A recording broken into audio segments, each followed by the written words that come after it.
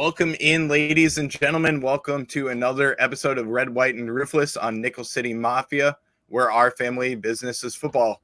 Joining me tonight is my co-host, and I'm glad to be back after a week off with Mike Fortin sitting in for me. But I'm glad to have my co-host and Sean and be back with the gang again. Last week was a little tough. We had some injuries for me.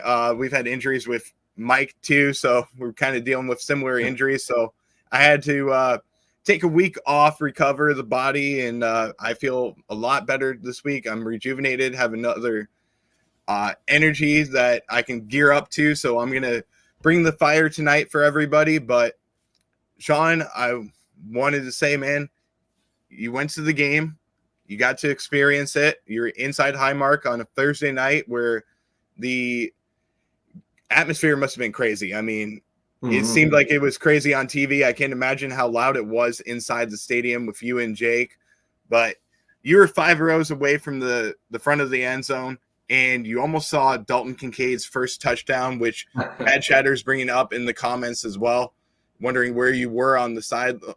And I just want to know, Sean, what was it like being inside the stadium for you?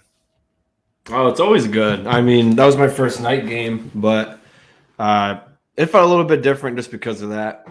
But I mean, being in the stadium, you just look around, and even though you know there's a couple fans from the other team, it's just like it's all Bills fans in here, obviously.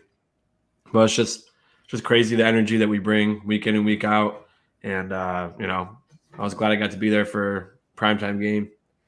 Yeah, that's right. And not only were you there for the primetime game, but your sign, I don't know if you have it behind you or anything. No, but Jake has it. Yeah, Jake has it. So Jake has it. But that sign that you guys had, I'm going to actually take a photo of it, and we'll put it on not only I'm going to try and put it on my channel, but I'll tag Nickel City Mafia as well as your channel as well on Instagram. But that sign made it on TV, and unfortunately, you weren't holding it, but we do have the sign. It's in our possession. It is our sign for the Nickel City Mafia Go Bills podcast and Red, White, and Bills. But you missed being on TV, which was unfortunate. We did see Jake Podger on TV. That was on Amazon that we did see him, which was pretty cool. And there's a 12-second video where you can see Jake on there. I wish I could pull it up real quick. Maybe if we have a little bit of time later on in the show, I'll be able to pull it up and put it on here. But dude, I did make the TV on a commercial when they were going into halftime and they showed Josh running into the tunnel. You can see me. It's blurry, but you can see me standing there. But, that's awesome. But yeah, fun time.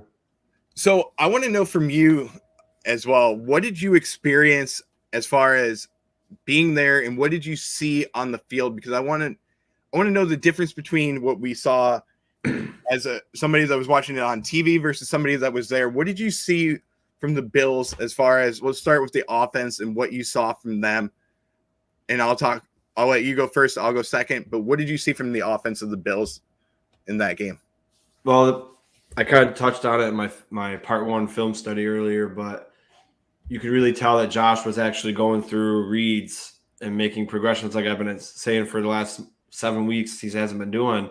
And when he did that, everybody got involved and good things happened. People are saying it's because Dorsey schemed them up, but they've been schemed up for the whole season. It was just a matter of Josh finally taking the time to go. Sometimes he still went quick passes, but that's the design of the play, a quick pass. So those ones there isn't a read for, but the other ones that we were saying, oh, man, if he scanned the field, he had a guy deep or he had Kincaid up the middle. He was doing that on Thursday, and everything looked good. And, minus a couple things here and there, like, basic errors that could be fixed. I thought offense and defense played real well. A lot of great throws, great catches, great runs after catch. Offensive line was outstanding again. It was just a good game to be at. Yeah, and like you said, the atmosphere there, incredible. I mean, I heard it on TV, and you could hear some kind words. You can hear some bad words too, which was kind of cool. But the atmosphere for me on TV, I mean, it was incredible to see. And luckily it was on Amazon, so it's not on not only national TV like it is everywhere else, but I got to watch it on Amazon, which made it even funnier. And then afterwards, they did the interview with Josh Allen. And I got to say, you didn't have the best sign overall. I'm not going to lie to you. There are some other signs that were pretty good. There's one that was in pink that Josh really wanted to be put on TV. It said, "Hey, Fitz, show me your chest." I'm going to cut out the word that they said, but it rhymes with Fitz. So it was incredible to watch. But let's get into the comments real quick. And I want to start with Matt Chatter. He's talking about Kaiir Elam being on the move. And there has been some rumors about Kaiir. We will get into that later on in the show. That's going to be something that we want to talk about, especially with Kaiir being inactive and Josh Norman getting called up to the active roster for the game. That's something that we do want to get into a little bit later on.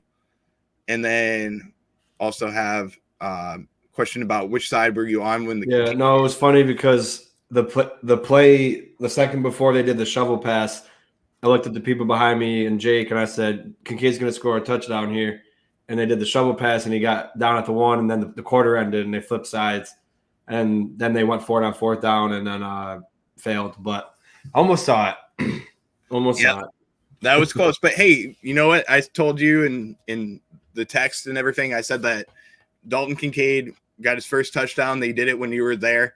Hopefully it's we were saying that. Yeah, hopefully it's the start of something special with the Bills. You know, first one, getting the kinks out of the way. Now it's just going to be special because the next one is going to be even more meaningful.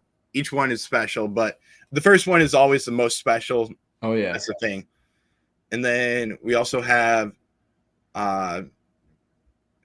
Bills fan CA saying, I do know that Sean and Jake were on the side that Kincaid almost scored and not on the side where he did score. So that's the update there. And then also have a couple more. Why can't the Bills do the tush push well like the Eagles can? As well as, was it your first game, which it was not your first game? We've both been to the stadium, loved it going there. It was my first game a couple of years ago when I saw Miami versus Buffalo on Halloween. That was my favorite game to go to. Sophia, glad to be with you. Any trade news? There's going to be some trade news that we will get into, some trade targets we'll get into. Nothing related to trade news yet. We're waiting to hear a little bit more, but there's some rumors going around that are brewing, so we'll get into that a little bit later in the show. Matt Chatter says the discussion of the kids needs to be had. Usually, let Sean look. Those kids didn't pay. That's right. They weren't even in the section. They came down all the way from up top. Yeah. I wanted you guys to make a giant red sign with Nickel City Mafia logo. That would have been pretty cool. We'll have to do that next time. Yeah, I agree. Or like a giant target or something like that, which would have been cool, especially behind the goalpost. But the way he catches the passes, it was looking unique. I completely agree.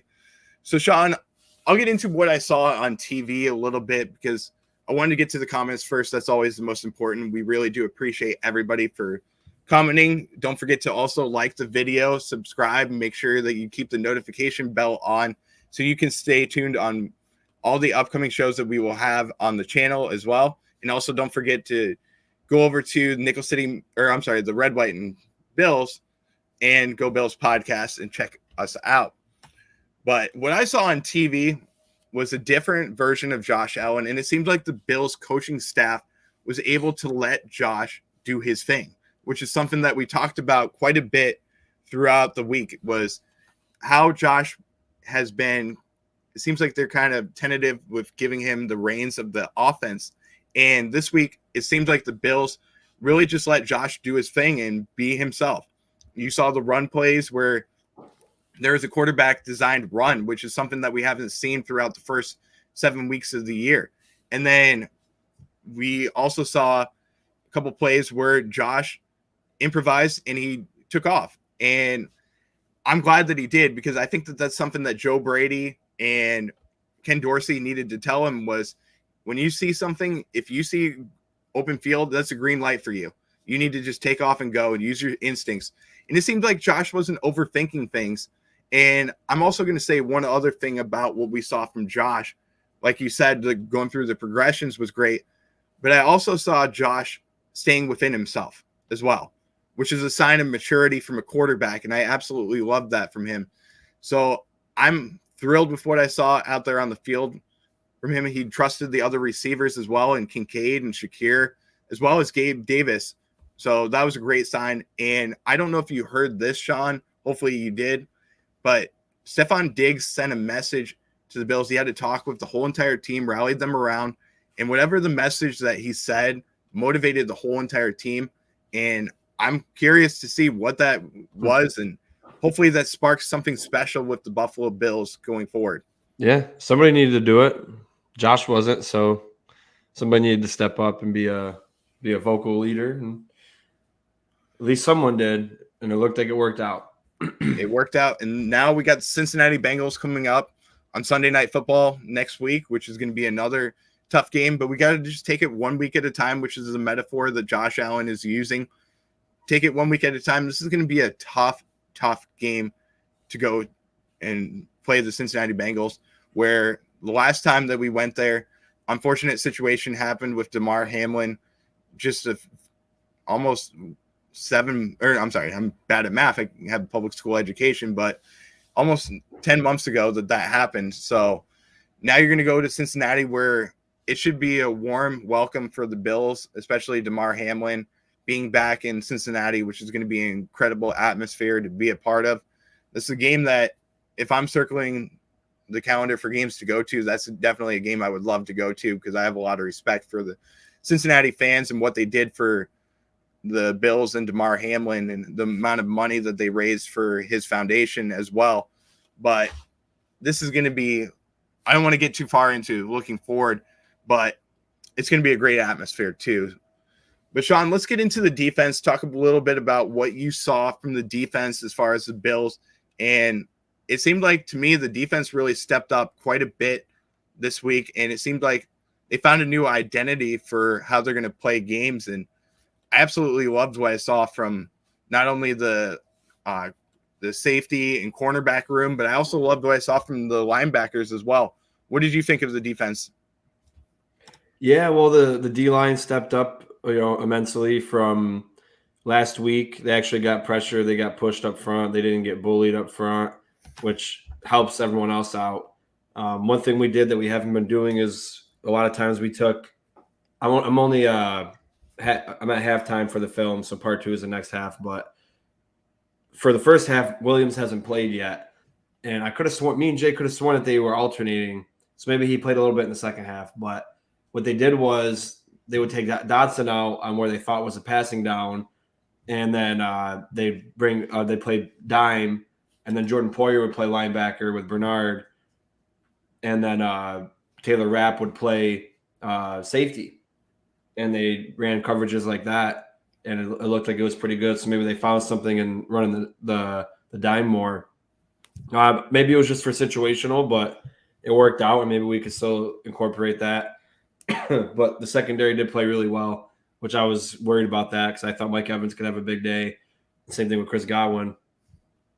They both had touchdowns, but overall, they both got total less than 100 yards, it's really massive for two guys of that caliber. So yeah, I mean, they kind of Josh put him in a bad position on that one Godwin touchdown. It was, they've got the ball at the 20. So, I mean, they were going to probably at least get 3 points regardless. But, they gave up that touchdown. They blocked a field goal. Well, that was special teams. But Shaq Lawson blocked the field goal, so good for Shaq. And then, that last touchdown at the end, it was just a lack of focus where they had like 2 or 3 fourth down stops. Right. It was a 20-play drive, and the game should have been over a long time before it was. Right. And but other than that, I was really proud of how they stepped up, and they seemed like they were what they used to be. Yeah, and still room to grow. They in the beginning they didn't get much pressure, but they woke up a little bit in the second quarter. But yeah, pretty happy with the defense. Yeah, and like Matt Shader said, Oliver being back is always huge because he's absolutely fantastic. Yeah, I completely agree. I want to talk about one other player that we haven't talked much about that needs more recognition for how he's been playing over the last few weeks. AJ Epinesa, another big game from him. A sack in the game as well. And when he's out there on the field, you can really tell the difference between him last year and this year, and the amount of speed that he really has for his quick step, getting off the line and really affecting the offensive tackle. And Tristan Wirfs, I'm sorry, who wasn't really healthy in this game, but did a really good job of blocking in the game, was pretty much a man that couldn't compete with AJ Epinesa. He was getting into the backfield, disrupting passes, and almost got to Baker Mayfield a few more times. And he could have had 3, 4, 5 sacks in this game. But I love the way that he played. He's got a different energy, a totally different demeanor for how he's playing. And he's playing for that contract that he's looking for with the Buffalo Bills. And I love what he's done so far this year. He's somebody that deserves a lot more playing time. But on the other hand of what we've seen from AJ Epinesa, we haven't seen much from Von Miller, which is something that a lot of Bills fans are kind of concerned. But I felt like this was the turning point for where Von Miller could step up and maybe get his first sack of the season this week. But he was able to get some more pressure on the quarterback. We didn't see a lot of him in this game. Seems like they're saving him for later in the year. But Sean, what did you see from Von Miller in this game? Did you see anything that you liked? Yeah, I mean, he did he had a few good, pretty good reps. I mean, there was a couple where he didn't do much, but there was also a couple where he got held and basically choked out on one play. Should have been a safety. It was in our end zone, and the right tackle fucking had him in a chokehold, and then Baker got a big play off. But so that should have been a safety because it's holding in the end zone. That happened twice actually, where they had a holding in the end zone. It was the holding in the end zone happened on that same play where Baker, they thought his knee was down when he threw it. And, so it happened a couple times, but he has some good reps. He looked pretty good. He looked quick, but it'll come. It'll come. He played a little bit more, I think, than he has been. And, it's just a matter of time before he becomes a badass again. Yeah, it's not like he's going to be Breece Hall, who's, a very young kid that can recover from an injury fast. This is an older guy in Von Miller who's back in his, his twilight years of his career.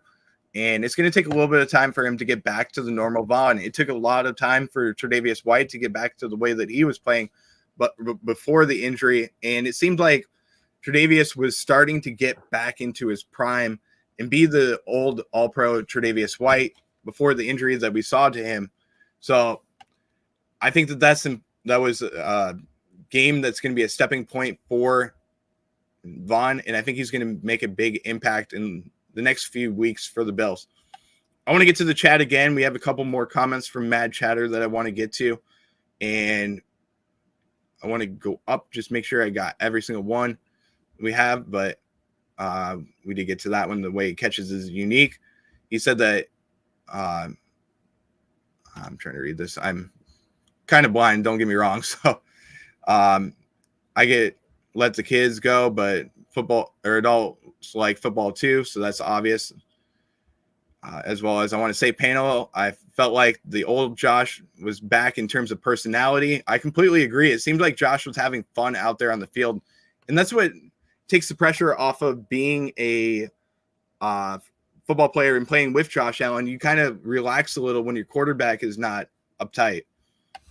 And he also said he could have easily been a jerk and told the fans to stuff it, but he listened to what the fans and spread the ball, showed a little excitement. Are you not entertained? I'm entertained by what I saw from Josh Allen. 324 yards passing. I think Sean would be happy with that every day. Mm-hmm. Yeah. Saying the D did not, they just did okay. Big game from Benford, as well as another big game from Von Miller. Absolutely loved what I saw from him. Von seems to be revved up. Completely agree with that. The defensive tackle are so important to bend, don't break. Completely agree with what you're saying. I was always hard on Oliver and AJ, but where it's due, looking better. Completely agree. Von is frustrated. He wants to do more. I think he does, but you have to be cautious with a man that's older too.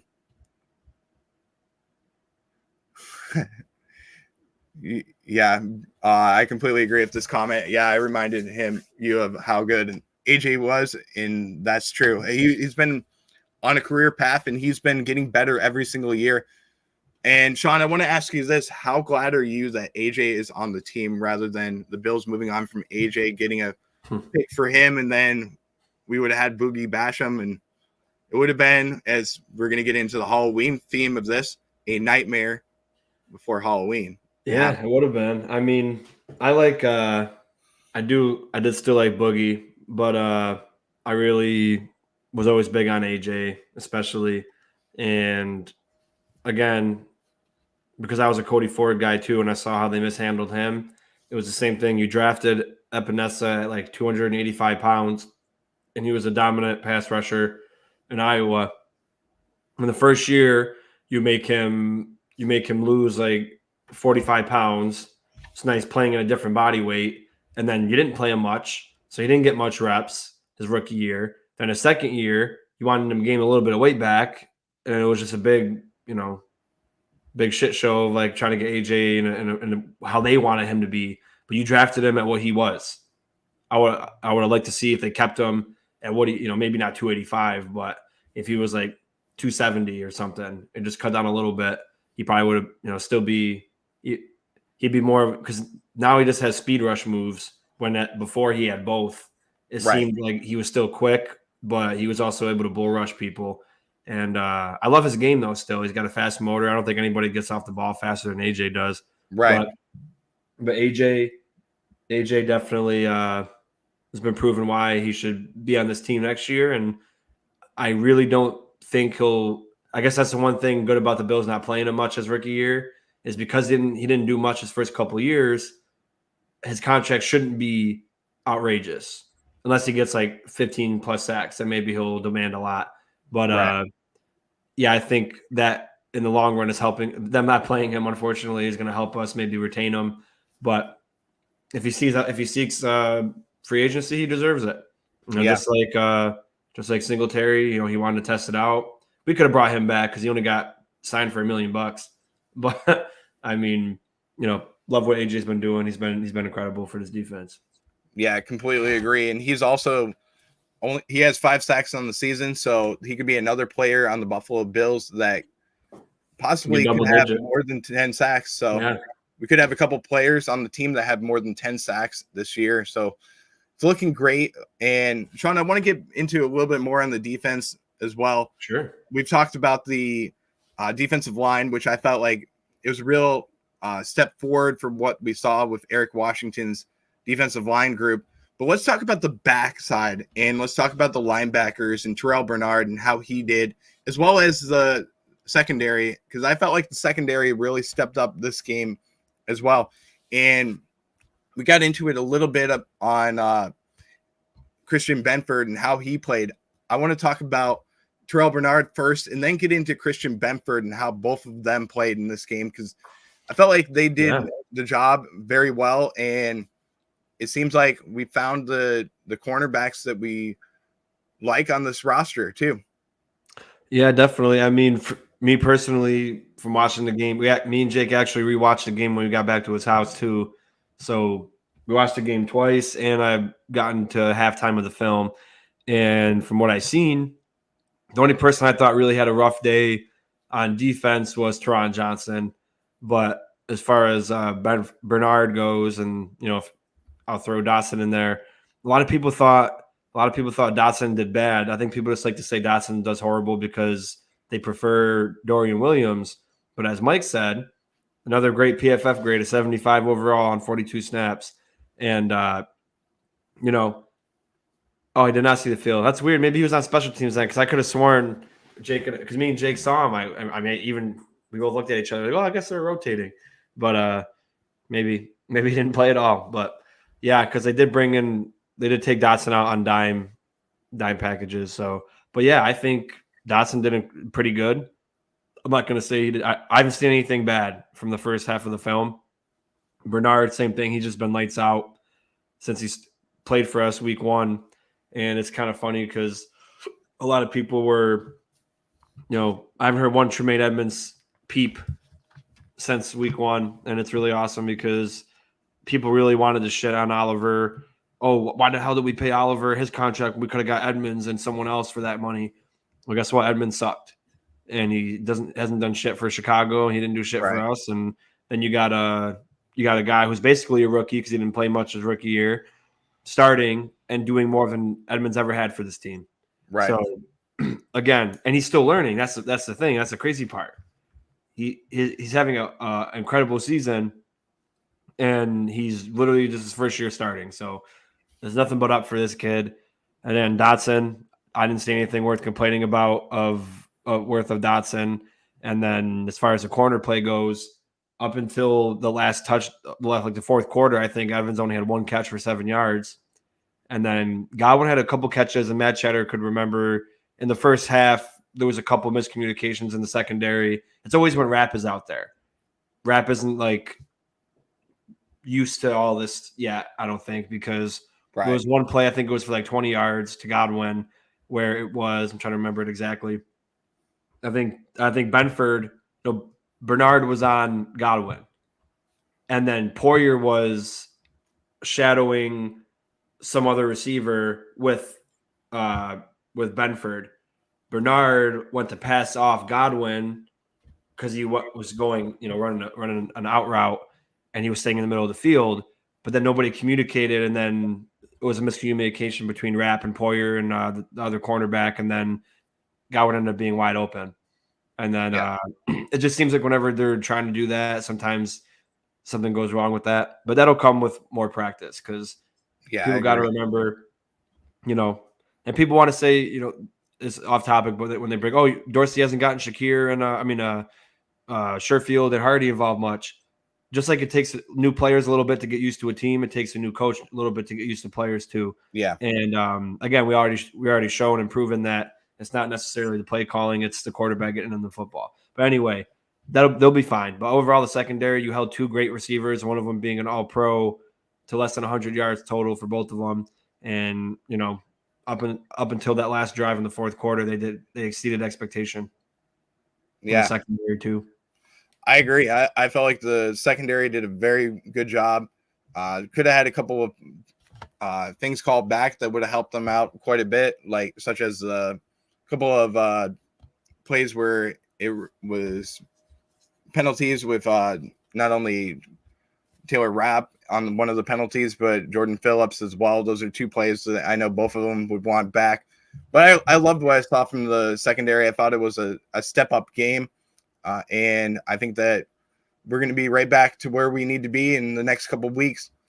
But let's get into some fun stuff as well. And I know we want to get into some players of the game, which is something that I know, Sean, you love to do. So let's get into our players of the game and who you feel like deserves a game ball after this game. Because I have my game ball that's in the corner that I got from – it was actually the last time the Bills played the Tampa Bay Bucs, and that was in Tampa that they played. So I had a buddy that was the equipment manager for the Tampa Bay Bucs, gave me a football that it's actually a Bills ball that the quarterbacks were throwing with. So I have that ball. But give me your game balls for the game and who deserves it on offense, defense, and possibly special teams as well.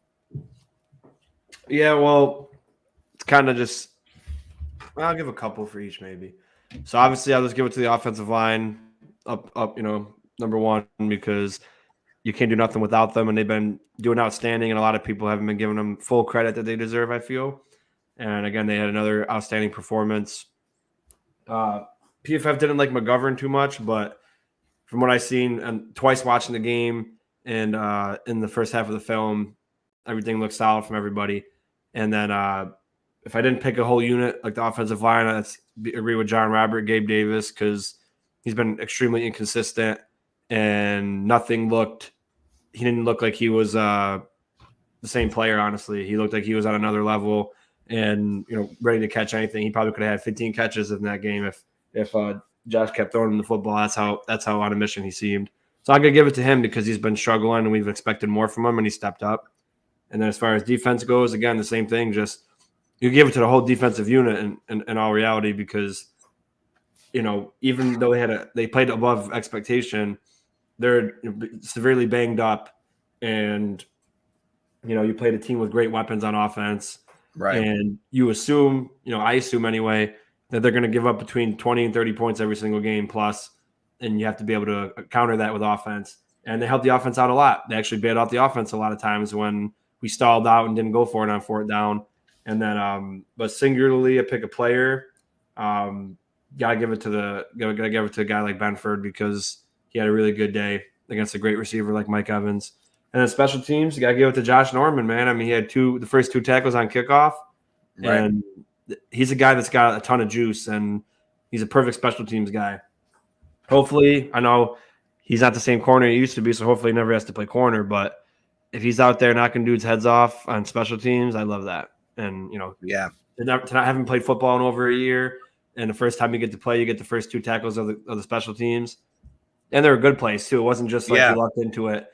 The first one, he had to come shake off a block and then chase a guy down and made a good tackle. And the second one, he laid someone out. So, yeah, I give it to him. Yeah, I'm in agreement with you on Josh Norman. I was going to bring him up to kind of segue into a new topic, but I want to get into my players of the game. I'll start with the offense and then I'll end on special teams so we can switch over to talking about Josh Norman a little. But for me, offense comes down to Josh Allen. I felt like he played very well in this game. Almost 400 yards, all-purpose yards that we saw from him. Loved what I saw as far as what he was doing, reading the field as well. Another game ball to Dalton Kincaid. I felt like he played very well in this game, catching almost everything that comes his way. Over the last two games, he has caught 10 of 12 targets, which is an incredible sign for a rookie tight end. He seems like a veteran out there on the field as well. He seems like he's starting to come into his own, playing the Travis Kelce type role. And he doesn't have all the drama like Travis Kelce and have a girlfriend like Taylor Swift that's out there on the coming to the games and everything, which is great to see. I also love seeing not only him, but Khalil Shakir and, like you said, Gabe Davis having big days as well. But I got to give it to the guy that caught his first touchdown pass in his career. Hats off to him. Really loved what I saw from him. On defense, Terrell Bernard, loved what I saw from him. And then Ed Oliver, too. I felt like his motor was really the presence for what helped the defensive line be better this week. And having him back after a game off, it's great to see. And then on special teams, I got to give it to not only Josh Norman, but Tyler Bass did a really good job out there as well. Mm-hmm. And some love to our other special teamer that doesn't get enough love whatsoever, Sam Martin, Slippery Sam Martin, who was excellent in punts on the day.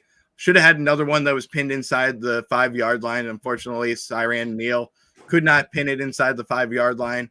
Siran Neal messed up a few things, actually, to cut you off quick. He had also Hardy, another, Sam Martin, Hardy, Norman.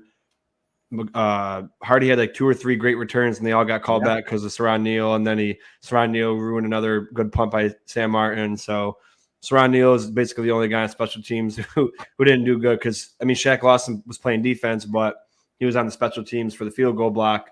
And so we got a blocked field goal, a couple great returns, couple good field goals, got all the extra points, and great tackle. Everything looked good on special teams, but Siran Neal. So, and he's supposed to be the best one. He's supposed to be our best special teamer right now, and he screwed up a bunch of plays. So, it was hard to pick that one, but I'm glad you mentioned Sam, and then got to throw Hardy in there too because we've been waiting for Hardy to, show what he just showed on Thursday on punt return, and he had a couple times I was just like, oh my God, what that, like when he picked up that ball that the guy kicked, when the player kicked it from out of bounds, and it was rolling like this, and he was going after it. I was like, the laces could hit the turf and then bounce in a weird direction, and you can touch it, and then they can get a touchdown out of it. Yeah, and I was just like, he picked it up and ran it for like 10 yards. I was like, oof, this guy can do anything with the football on punt. So it was good to see him finally do that. Yeah, I agree. We got some comments in here. I want to get to some of these, starting with Mad Chatter saying that it was a genius move by Brandon Bean not to go after Tremaine Edmonds. Oh, yeah. Also saying that some really nice things were said about Jordan Poyer from John Robert. Glad to see you back again, John. He also read that Mafia liked the variety with the dime packages. Completely agree with that there. Also saying that he thinks it was a great showing from Terrell Bernard as well. I completely agree. Did Isabella play? He Special, did. yeah. He played special teams, didn't get in on the offensive side. That's debatable. I talked about it before the show, and I talked about how important it was to get Isabella out there, and I talked about it on Nickel City Mafia a little bit. You guys doubted me, but having Isabella out there is an insurance policy, not only for Khalil Shakur if it doesn't work out there, or if Deontay Hardy gets injured, that could be a move where Buffalo has another returner that can come out and be a part of the special teams unit. So I think it was important to have him as well. And not only to have him, but have some veterans out there that are present as well. Also, the offense needs to generate 30 plus going forward. I'm looking for Super Bowl. Completely agree. Ed Oliver, I'm hard on him, but no Ed, we don't win that game. Completely agree with that statement. Josh said he grabbed the game ball from the stupid kid, so he didn't give it away. Yeah, we've seen that happen a couple of times where Mike Evans gave away Tom Brady's, I think it was his 700th touchdown that he caught. So that was another play there. But who do you think's out of the doghouse, Sean? I'll start with you. I mean, it's hard to say. I guess go with Matt Cheddar. Said Gabe Davis is out of it, and hopefully he keeps this up. But yeah, I mean, I never thought about that though. But yeah, Gabe Davis was probably in it, so I'd say Gabe. So I'm going to say go back in it easily though. I'm going to say a coach that's out of the doghouse. Okay, and you'll be surprised when I say it, but I think that as a coach, Ken Dorsey's out of the doghouse, and I know a lot of Bills Mafia is skeptical on him. They don't love him and everything, but I felt like he called a very good game in this situation. I felt like not only was it Dorsey calling a good game, but it was also the execution and the fundamentals that worked out perfectly for the Bills. I got to say that he's out of the doghouse. And really, I mean, that's the only person that I can think of that is out of the doghouse. If any coach should have been in the doghouse, it was Drew Smiley. And so he responded. Dorsey should have never been in the doghouse, anybody's doghouse. But, I mean, you still see it. People say, well, he had called an okay game, but, he called the 3rd and 1 shotgun draw up the middle. Well, like I always say, we come on here and we say players can't be perfect. Josh Allen can't be perfect, whatever. How can coaches have to be? Coaches make mistakes just like players do. So, yeah, Dorsey called the 3rd and 1 run in the shotgun. That was probably dumb. But also Josh has the ability to say, you know what, this is a dumb play. I'm going to go under center and run in for a touchdown. He didn't do it. So they're both equally to blame for that play. But beside that play, it was a great game. And, as I mentioned, all the games could have been like this, but Josh wasn't going through progressions. He finally did, and it worked out. So, and even Dorsey was like, when we talk about creativity, I always say creativity is not just about trick plays that you can see in that, if that makes sense, like the shovel pass or the Kansas City ring around the rosy or flea flickers or anything like that. Those are trick plays you can see. Dorsey likes to be creative and do trick plays that fans don't really notice. Right. How they has the routes go, how the scheme is. People think it's not creative, but when you watch how the plays are designed, like, oh, two guys were open on that play, and it didn't seem like they were, or whatever. Like the way he runs his offense, things are always open. So that's why it's important to go through progression. I agree. So I think people are always going to give him a hard time no matter what. And it's just how it's going to be. Even when he does good, because he does good, people say Josh Allen did good. Josh Allen does bad and we lose. Dorsey called a bad game. It's never going to be. It's never going to be Dorsey was a factor of why we won a game. Nobody's ever going to say that. And well, I'm going to be the first one that says that Dorsey was definitely a factor in how we won this game. Oh, for sure.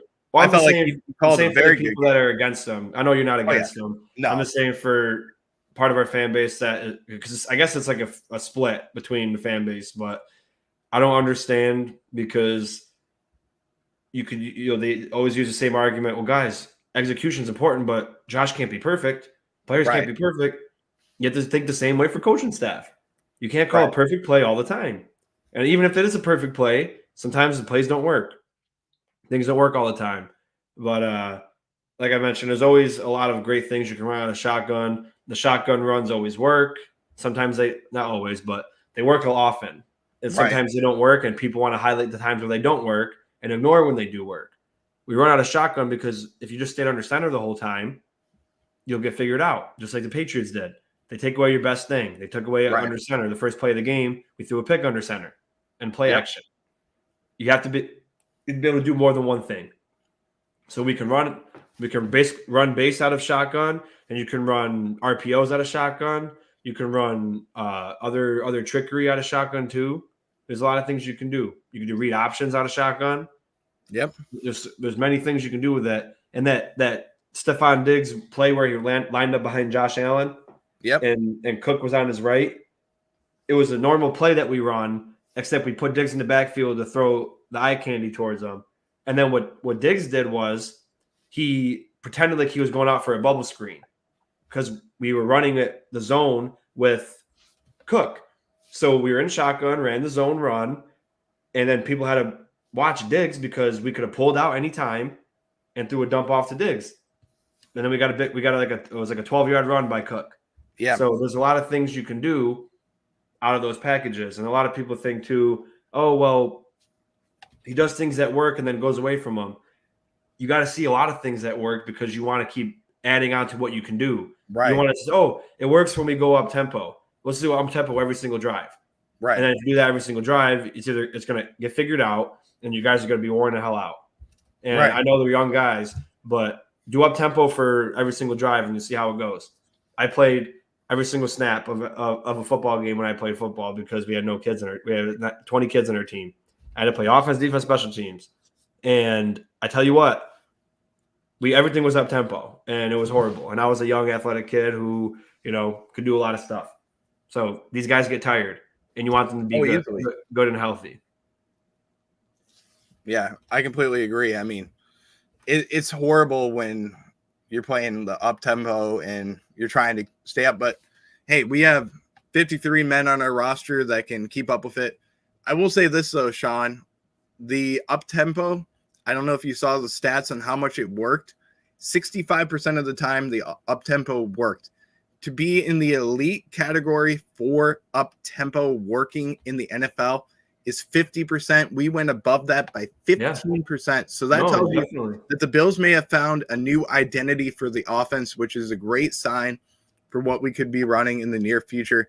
I feel like it takes a little bit of pressure off of Josh Allen too, because Josh, I mean, I'm not going to say it very often when I do say this. And some people it works great with, some people it doesn't. But Josh works better when he doesn't have to think as much. Oh, yeah. And that's a saying that I'm going to say right now. Even Diggs said it, too. He said it in different words, but he basically said the same thing. Like, they asked, oh, why is Josh so much calmer in a hurry up? And they're like, he's like, well, he knows what – he basically – he didn't want to say, oh, he doesn't have to think at all. But he said he just knows where he's got to go. Stuff like that. And that makes sense. But like I mentioned – I love it and I know it works, but you can't do it all the time because it's also situational. If you do up tempo all the time, you're gonna get tired. And then two, what happens if everything's going quick and then you burn yourself out and then all of a sudden you could blow a lead late in the game because you're all gassed out. You got to be situational about it. And again, we got to continue to do it. And like you said, we did absolutely awesome with it. But as a fan base now, we can't expect them to do it every single time. Right. Because then it's going to get predictable. Like people always say we're predictable anyway. But if you keep doing the same thing, that's why you always got to be adjusting. So people think we don't adjust. We do adjust. You have to. Every week is a new thing. You got to find new things that work. You got to do similar things. Because then when you get to the playoffs, you want a massive playbook. You want to do wrinkles out of all those things that you did in the regular season too. Yeah, I completely agree with what you're saying, Sean. Let's move on from one Josh and talk about another Josh, the special teamer that got called up to the active roster after not competing in training camp whatsoever, being off of an active roster for a long time. And he made a big difference out there on the field, 2 tackles in the game. Really liked what I saw from him. and he beat out Kaiir Elam as well. So I want to know your thoughts, Sean, on what you saw from Josh Norman. And is this going to be a situation where we see a guy like Kaiir Elam become a trade target for other teams as well? Yeah, well, I guess it seems like it. He wasn't active. It's been said by Fowler, I think, Jeremy Fowler, that there has been teams interested in him. So maybe it was because of that. Also, he doesn't play special teams, and Norman does, so that could be a part of it as well. But I like Norman out there. I liked his energy. Made a couple good plays. But I like Kaiir Elam as well. And as I mentioned before, weeks and weeks and weeks ago and up until now, if him leaving the team is better for him in his career, then that's what I want. Yeah. Because he deserves to play football. And if it ends up biting us in the ass, then that's the risk you got to take.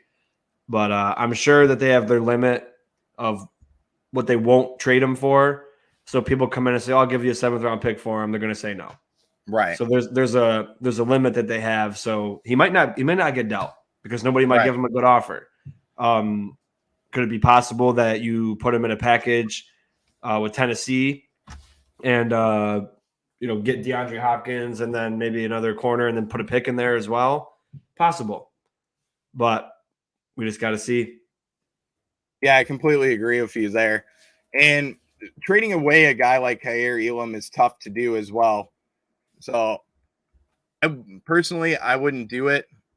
I mean, he's such an asset for the Buffalo Bills. And Jessica Tennis, if she was on here, she would say the same thing, that she wouldn't want to trade Kaiir. But if you can go after a player, somebody that's going to make a big impact on the Bills, that would be another thing to do. Now, I want to get into the Bills picks that they do have right now and talk about what they have as far as the team goes. They do have they have a 1st round pick, 2nd round pick, 3rd round pick, 4th round pick, I believe 2 4th round picks, and then a 5th round pick, 3 7th round picks. So the Bills could look to make a trade coming up in the near future. You have a lot of assets there that you can go after. Guys like Dexter Lawrence that are available. Maybe even a guy like Harrison Phillips, who I know, Sean, you don't love. But the thing is, a rental player that you can bring in that can make a difference with a team that knows the defense as well, that's something that I'm looking for. It's going to take a couple weeks for a guy like Dexter Lawrence or a guy like even another big name. I'm trying to think of who else could be available at the defensive tackle position. I can't really think of anybody. But let's say Brian Burns, if you bring him in and you want to go make a big splash, or even Jonathan Allen, somebody like that, it's going to take multiple weeks for them to understand the playbook that Sean McDermott's trying to run. So is it really worth it to make a rental this late in the year when you already know that there's something wrong multiple weeks ago as well? So it's questionable to think about what the Bills could do. I could see them getting in the market for a 4th linebacker, somebody that can come behind and play a position if a guy like Terrell Bernard or even Tyrell Dodson get hurt. But you have a guy like AJ Klein that's out there as well. So I don't know if the Bills are going to make a move. I think it's more smoke screen than anything. But the position I still think that we need to look at is possibly a trade for a cornerback. And I've talked about Jalen Johnson quite a bit from the Chicago Bears, who he had 2 interceptions last week against the Raiders. 2 interceptions, 39 yards that he ran them back for. And he could be a player that could become a number 1 cornerback for the Bills. And you have to look at this picture as somebody that can come to the organization just like in baseball. And I know, Sean, you love baseball situations. I look at it as a player that can come in and has options. So multiple years that we can utilize this player. And that's one factor that I'm looking for in a player that's going to come in. But you're going to have to also give up a lot as well. So I want to get into the chat going forward because I know that there's some people that are talking about some guys that we could get, but there's some names that are out there. Linebacker has been floated around, defensive tackle, cornerback especially, and I want to know from the chat, who do you think the Bills should go after, whether it's an offensive player or defensive player that you think we should go after? But let me get into the comments, Sean. You can continue to talk for just a second if you have anybody that you're thinking that the Bills should get. It's just tough because you don't know who's what teams are willing to trade what players, and then some people might say, oh, they're not for sale or not, not on the trade block, and then you talk to them a certain way, give them a certain amount of players or picks, and then they'll be on the trade block. So it's all hard to tell. For me, I think there's too many holes on defense, so you might as well go offense because you could get, I think D tackle is most important on defense. But say you got a corner, you still got no linebacker, even though Dotson and Bernard are doing fantastic right now, but Dotson's not the answer. And then you got no D tackle. You just got Oliver, and everyone else is okay. And you never know if they're going to step up. So even if you got a corner, you still got holes on defense. So you might as well beef up the offense. And if you got a guy like DeAndre Hopkins who could be a number 2 and move Gabe Davis to be a number 3, it's going to be insane how you can work that.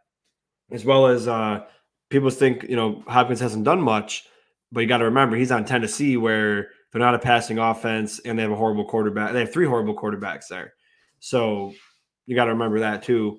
And the Titans have even said how DeAndre Hopkins is faster than he's ever been.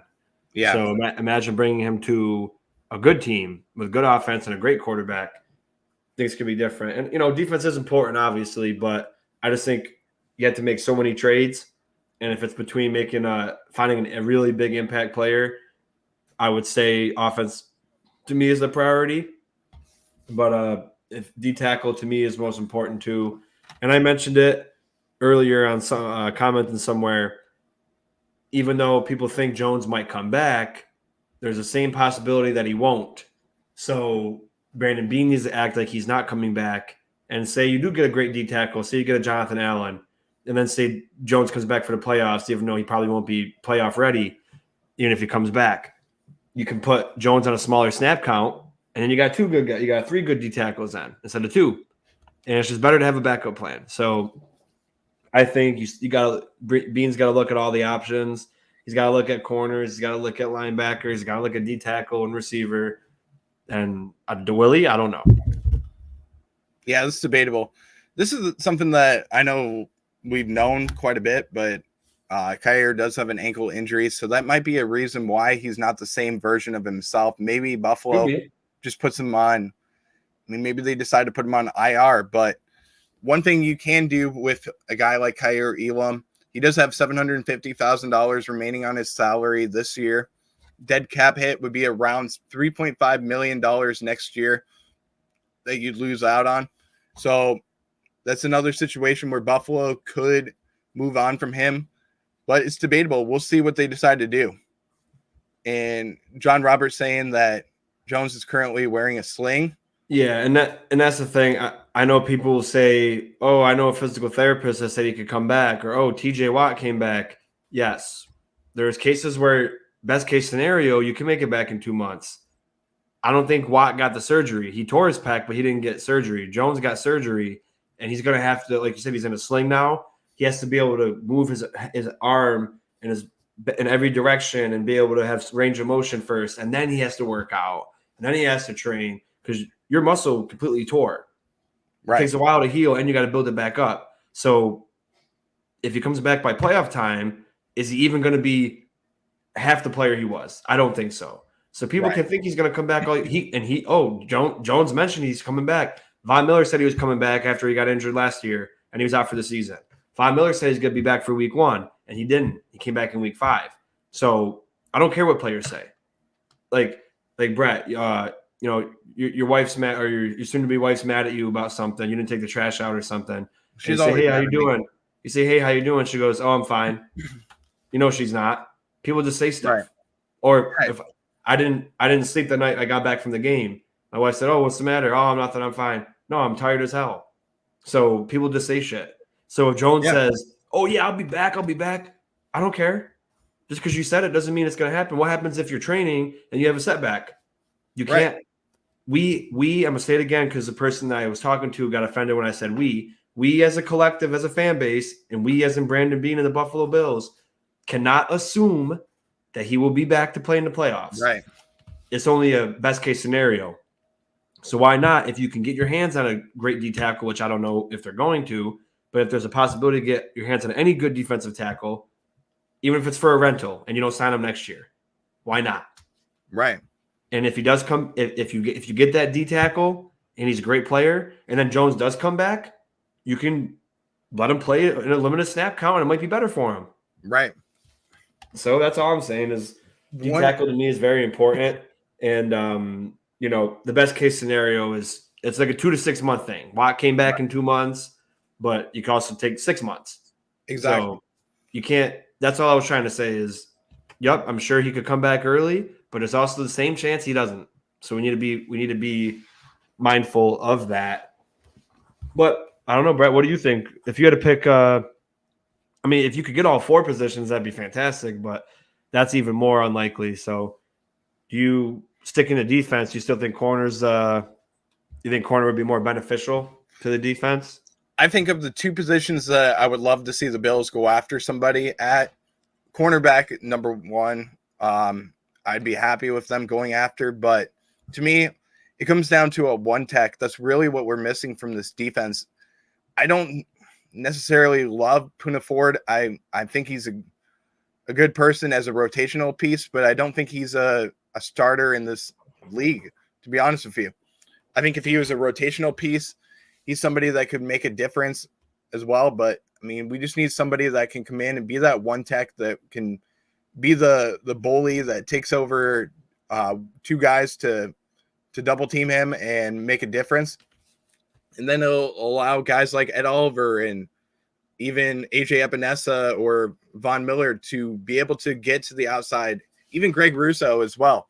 We can make a difference with them to be able to get to the quarterback. And that's what we're missing right now is that guy that can plug up the middle and push the offensive lineman back into the quarterback's face and really make him flush out to his left or his right. And then you have guys like AJ Epinesa, Greg Russo, Von Miller, Shaq Lawson, all those guys that are going to be able to get to him and get sacks. And that's how you're going to win football games. It also helps the secondary as well, because you're going to be able to have the quarterback in the pocket a little longer, which allows the secondary to get tighter in coverage, allows him to make mistakes, and it allows guys to get interceptions like Jordan Poyer.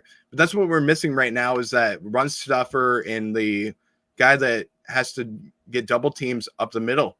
And we don't have that person on the team right now. And when we do get that player, then you'll see a different demeanor from this defense. And you'll also see the long run plays are going to be stopped, because that's one area that we've been struggling in is the run game too, which we did a better job this week against Rachaad White. But that's where we stand right now. And I want to see the Bills go after a guy like Dexter Lawrence or even Jonathan Allen, a big name. I don't want to give up a 1st round pick, don't get me wrong, but guys like Brian Burns, I mean, those are difference makers that can make the difference in the playoffs. And I've thought about guys like, I'm just saying, for instance, Ndamukong Suh. Okay, that's just a name that I was thinking of. Well, yeah, it's a Gerald McCoy type of player. Yeah, it's a cheaper option too. Well, I'm just thinking of guys like that, and that can make differences in your team. And we need a guy like that that can be the run stuffer, that can come in and make a difference. So when we get somebody that comes in, we're going to see a big difference in this team. So yeah, I think part of me feels like we're not going to do anything, or with our luck, we didn't make a trade before the game Sunday. Watch, we were in the market for like any position, some top tier player, right? The player gets hurt Sunday and the trade's off. I can see that kind of thing happening, but I feel like if we were going to make a great move, it would have happened previous, and maybe it did. Maybe tomorrow we'll wake up and DeAndre Hopkins is inactive. Yeah. If DeAndre Hopkins is inactive, if Jerry Jeudy's inactive, if things like that, if people like that are inactive where you think they might be a trade guy, Even Derrick they're probably Henry. getting dealt. Yeah, But Derrick Henry could be inactive. What's up? Derrick Henry could be inactive. Yeah, see so a you lot just of gotta players. you gotta keep your eye out. But I could just see it now. Like we were about to get some great player, and then the person gets banged up, and then we don't get them. But yeah, I mean, like you said, mentioned, Matt Cheddar said Sue is a good emergency solution. Yeah, and he's a player that you can get him, and he's not going to be $10 million or worth a draft pick. You can just pick him up off the street. I don't know how. I mean, he played last year, but I mean, it's going to be interesting. I was hoping that we found out before Sunday because I wanted to see something happen before, but I guess we have till Tuesday, so you never know. Could be anybody. If again, we might not do anything. We might not. That's very true that we might not. I'll throw out a name that's not been reported as being on the trade market, but a guy that I would love Buffalo to go after, Jeffrey Simmons from the Titans. They seem like they're going to rebuild the whole entire team. A guy like check his contract, Brett? Yeah, I'll check his contract real quick. See what I don't know how many years. If he's on his last year of his deal or something, that could be a big thing. You could take, hey, give us Henry Hopkins and Jeffrey Simmons. We'll give you a Tim Settle, Elam, and a first round pick. Let's see what his contract is. Simmons is on this year. It would be a cap hit of. Is it his last year though? It's 6.35. I'm looking at 2024. If he's on the roster, he is on the roster. Has a big cap hit on the 2024 roster. His cap hit would be $21.8 million. So I think he did sign a contract extension. Yeah, 22.8 on 2025. 2026, it would be 25.473. Oh yeah, so he signed a big extension then. Yeah, he signed an extension all the way through the 2026 season. I will. Man, can you imagine Jeffrey Simmons next to Ed Oliver? It would make a big difference. But the way that would work out is Buffalo would have to obviously restructure some contracts. Let's get into a few guys that the Bills could restructure their contracts with. And I don't know if you've really looked at the contracts or anything. I've kind of looked at them quite a bit. Guys that we could see restructures from or contract extensions from. Daquan Jones is a name that's been floated around for extensions. Micah Hyde, another one for extensions. Guys that could get restructured. We could see guys like Tre'Davious White. That could be a name that gets restructured. Can we do Knox too, though? Because I don't think we've done anything to his money yet. We haven't done anything to his. That's another name that could be a restructure. But I think he's playing on a minimum this year. So I'd like to see Josh and Knox get restructures because Josh is going to make a ton of like $70 million next year. So well, Josh is down to the minimum that he can get right now because we already did the restructure of Diggs and Josh to make room on the roster. Also saw, I believe Von Miller made another restructure before, so that was making room for guys like Jordan Poyer and getting guys like Taylor Rapp, players like that, and even getting Matt Milano on a contract extension. So another idea is you could get a contract extension for a guy like Matt Milano too, who, yes, he's coming off of an injury, but you could add a couple of years onto his contract, move on a little bit of money from him. Yeah. Even I'm trying to think of anybody else that really could get a contract extension or even move money for. But they could probably restructure Oliver next year because he just signed his contract last year. Right. So they could probably do something with his eventually. Yep. That's another name that we could see. He's worth every penny. Yeah. Very well. He is. But we could free up some money, even moving around some money for a guy like Tyler Bass. That's another player that could free up a little bit of money too. Contract extension for maybe a guy like Siren Neal, who's got $3.5 million on his contract this year. So those are names that we could see some money going to. But it's a lot of talk, like we said, and these are a lot of smoke screens that you're seeing as well. Do you personally think we're going to do anything? I don't think we're going to make a big move. I think we're going to make a small move. I think we're going to play as I like to call, you see the smoke screens. As I'm a Tampa Bay Rays fan, I've mentioned it multiple times that I'm a Rays fan because I'm from the Florida area. I've lived in Florida pretty much all my life, but I call Buffalo home because my family is from there. And I was held up in front of the Bills Stadium, just like the scene in The Lion King. And my dad said, "You're going to be a Bills fan." And I worshiped that, embraced it. And I'm probably one of the biggest fans that you could possibly imagine. But being a Rays fan, it's just like being a Bills fan. I'm going to tell you this right now. You have your days where the team is good. You have your days where the team freaking sucks and you're embarrassed to be a fan. And there's days where being a Rays fan, I'm like, crap, what the hell is going on with this team? Why can't we go after a big player? And we've had big players on the team like, and I don't want to get into too much of the baseball side of it, but we've had guys like Manny Ramirez and Johnny Damon and Evan Longoria, who's playing in the World Series this year for the Arizona Cardinals the Arizona Diamondbacks. I apologize. But we got big names like them. And then for the Bills, we want to see a team like or a player that's big come in. And we've had guys like Mario Williams and Von Miller come to the Bills, and you don't really see that from a small market team. So there's a lot of similarities between the two. But I'd love to see a big name player come to the Bills. I just love to see a big player come to the Rays, but it always seems like when the trade market comes up, we see guys like Clayton Kershaw and big names like that for the Tampa Bay Rays that are going to come up. And then all of a sudden the smoke screen is, oh, we're going to get a box of popcorn or a bag of popcorn and a candy bar and a drink.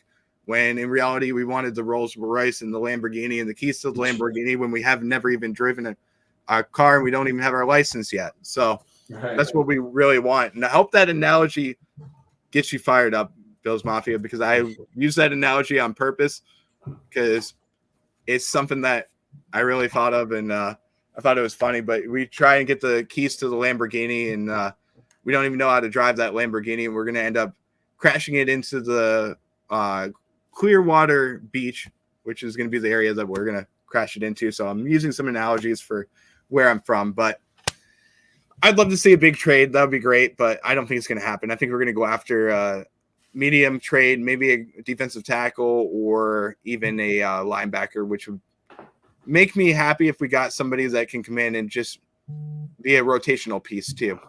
Yeah, we'll see. We'll see. Just a couple days away. We have October 31st, 4 p.m. is the trade deadline for those of you that don't know when it is. And all trades have to be finalized before the 4 p.m. trade deadline.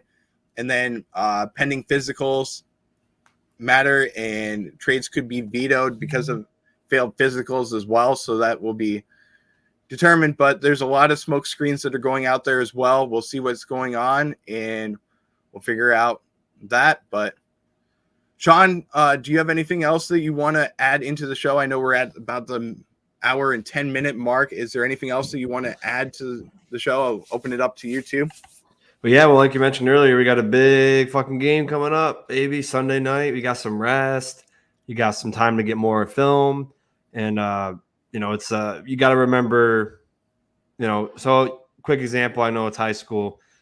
I switched to the school I graduated from when I was a junior, and this was for baseball. The year before, we lost to a team in the sectional final. The sectionals is our playoffs. And then my senior year, we played that team again. And I wasn't a part of that team that played against them. But because I knew what happened last time, it meant everything to me to beat the hell out of them. We smoked them. I did get hurt that day, but I still played the whole season. I pulled my hammy, and it was a year long. It lasted all the way past through summer baseball. My hamstrings, but we beat them pretty bad. And then I felt so good because I remember, I wasn't part of this team when I was a sophomore, but I remember that team beat us, and because I was at a different school, and I heard about the stories. I played summer baseball with guys from that school, so I knew what happened. And I was like, when I went there, I said, you know what? If we see him again, it ain't gonna happen like that. So they have to be ready. Like, oh yeah, we got smoked at home in a playoff game by this team. Yep. We didn't show up. We had no energy. And it's a huge – you had a good win at home on Thursday Night Football. You have a chance to go 6-3 as well as the Bengals are playing the Niners this week. Whether it's Purdy or Darnold, they're going to play a physical team. So Purdy, I want to get into that real quick. Purdy has been cleared the concussion protocol. Okay. So let's say the Bengals lose, right? They're 3-4. Then we play them, and if we win, we're 6-3, and they're 3-5. Right. That could essentially end their season because they still got to play the Ravens again, who they lost to.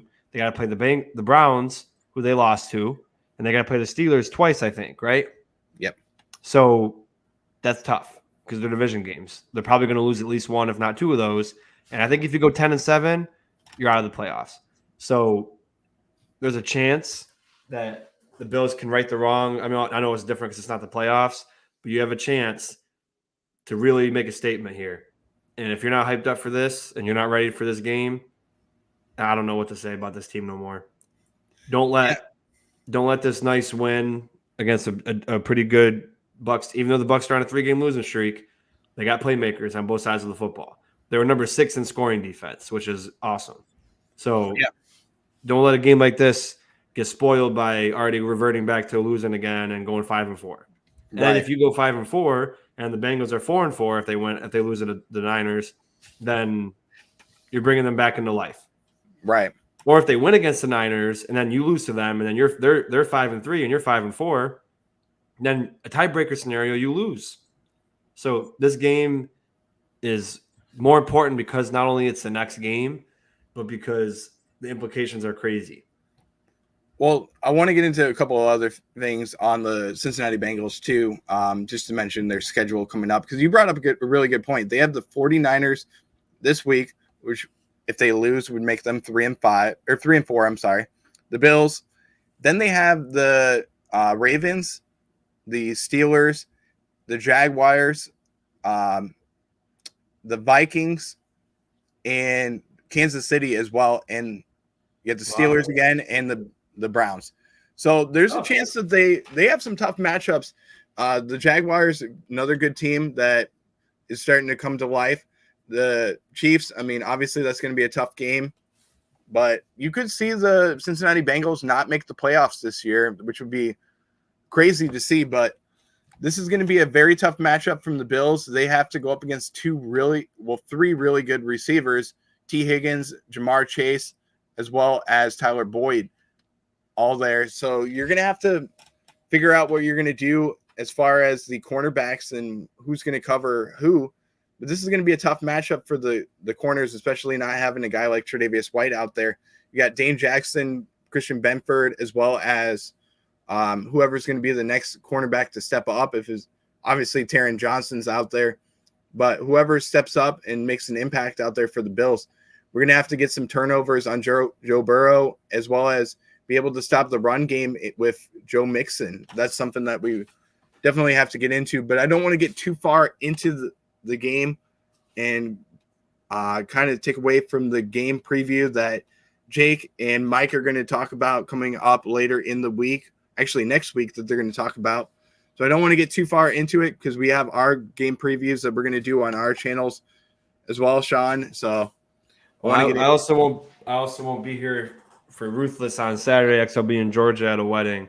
That's right. So you have to take it by yourself or let Mike or Jake come on, and maybe you can even bring the new addition to Red, White, and Bills, Tyler, on for you got options. So yeah, we'll get it in, and then I'll be back Sunday. But yeah, big important game coming up. I'm excited. Definitely, man. You got to come out ruthless, baby. You do. We got some another month that's coming up, getting into No Shave November. It's going to be a fun month, not only for the Nickel City Mafia, Red, White, and Bills, and Go Bills podcast, but off air, we got a lot of stuff coming up too. I know, Sean, you're going to Georgia. I got my wedding coming up in 3 weeks, really coming up fast, and it's going to be a fun time. But we got, like I said, 3 more weeks before the wedding, and dude, I'm like ecstatic. I can't believe it's already here. It's been, a year. It feels like it was a year, 2 days ago. So it's coming up fast, but I cannot wait for all this. And also, we got a lot of football left to go, and we're almost halfway done. Almost halfway done. Yeah, that's true. Actually, technically we are halfway done because we're at 8 weeks. So the next game at the halftime would be the halfway mark. So we're pretty much halfway done. It looks like it's going to be a good season for the Buffalo Bills. We got to stay positive, stay ruthless, and stay hungry as well. Mike's asking, all the arrangements done for the wedding? Not yet. I will, hopefully nobody's watching this part of my family. I'm going to pray to God that they're not. Still some arrangements need to be done as far as me. I'm going to tell you right now, I'm a very last minute person. I procrastinate all the way until the last minute. My fiance is not happy with me on that because I decided a couple days ago that I was going to buy my suit. And luckily, we found somebody that they customize suits, which is great. And I know we're getting off topic and everything, but it's kind of funny. It's a funny story. So I was looking for a Bills suit that I wanted. I wanted something that had the Bills colors. We're going to do a royal blue suit for me. And I was looking for something that had the Bills colors, and I was really waiting all the way until I found something that I really liked. And we finally found one on Etsy from somebody that could make the suit. So I ordered it like a couple days ago, and I'm freaking out because it's coming from India. And I'm going, oh shit, I just screwed up my whole entire wedding. Like, she's going to kill me. It's not going to be here in time. Well, yesterday I got a confirmation that said, your order has been shipped.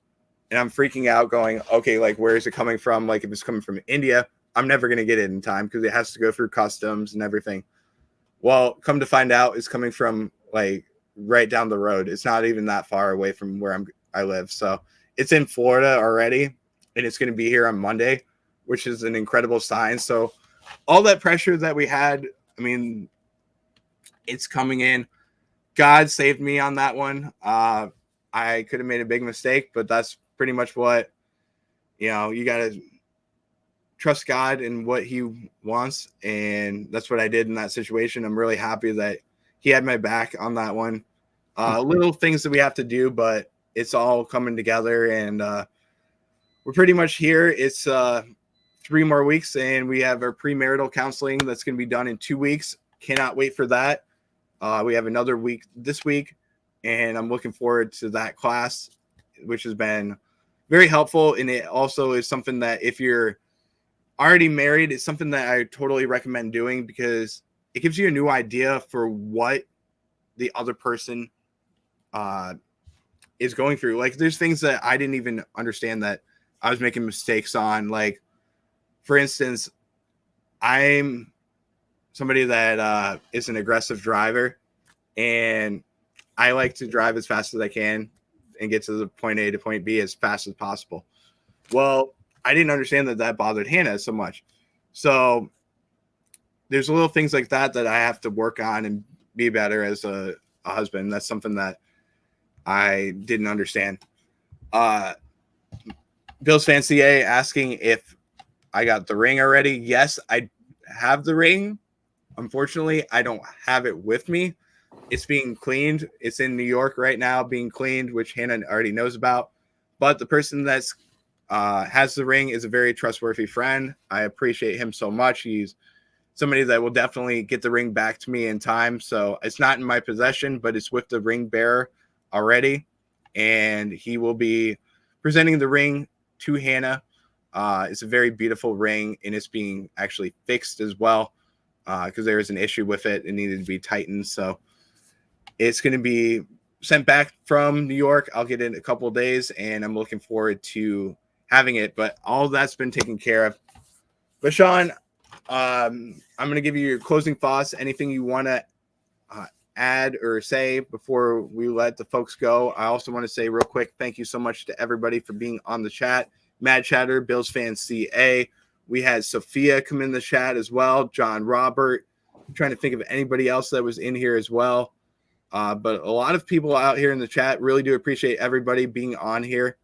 And Sean, I'm glad you got to see a Bills win because I know it would have been a different story if it would have been a different Ruthless show. It would have been a lot more pissed off if we would have been if we would have lost to the Bucs. But Sean, I want to say thank you so much, man, for being co-host as well. Really do appreciate you. Glad you got back from Orchard Park safely, and I'm glad you enjoyed the win as well. Yeah, I'm the lucky charm. Every time I go, we win. So we talked about it off air. We said that, between Jake, myself, and Mike, we're all going to split your tickets to all the games. We're going to fly you from point A to point B, get you into hotels and everything. Just make sure that you go to every single game because you're the lucky charm for the Buffalo Bills. So you have to be wouldn't be against that. Hey, we'll make it happen. We have to find a way to do it. Maybe, we could talk to the channel and possibly get some super chats as well to be able to pay for you to go and travel with the Buffalo Bills and make that happen. So I got to start a GoFundMe starting tonight for you and put a picture of you up there and just say, Bills Mafia, what can you do? Can you donate $17 to my man who looks $17. My man who's got the fear of the beard, rocking the beard just like Ryan Fitzpatrick, and even if it's $14, whatever the case may be. But we'll start a GoFundMe for you to be able to go to all the Bills games, travel, and go to every game, make sure we get a win and win a Super Bowl for the Mafia, which is always important. But absolutely. But yeah, I mean, it's always a great show. Thanks for Mike for having our show on their platform, subscribing to Nickel City Mafia, Red, White, and Bills, and Go Bills podcast. It'll be fun. I won't be here Saturday like I mentioned because I'll be in Georgia.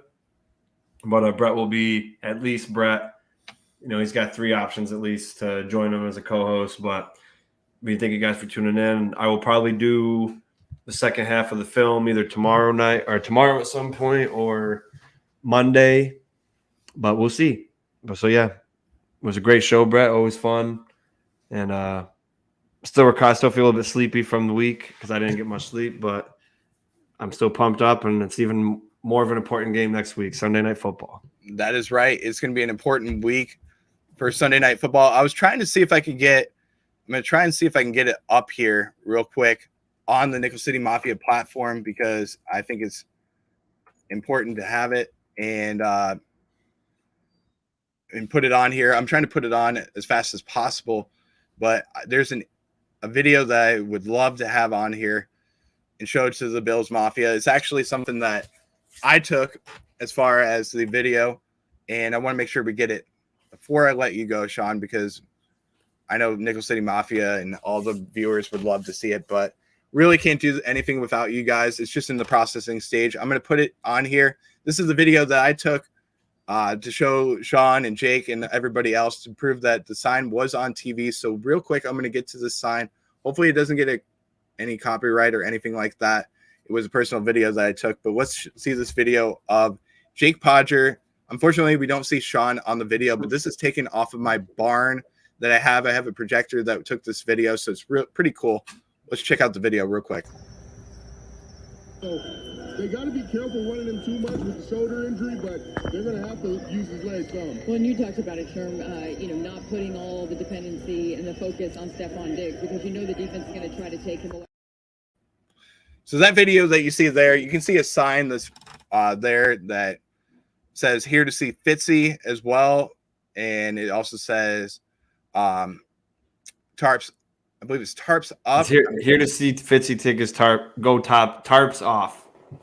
Gosh. Here to see Fitzy go tarps off. Yeah. Gotcha.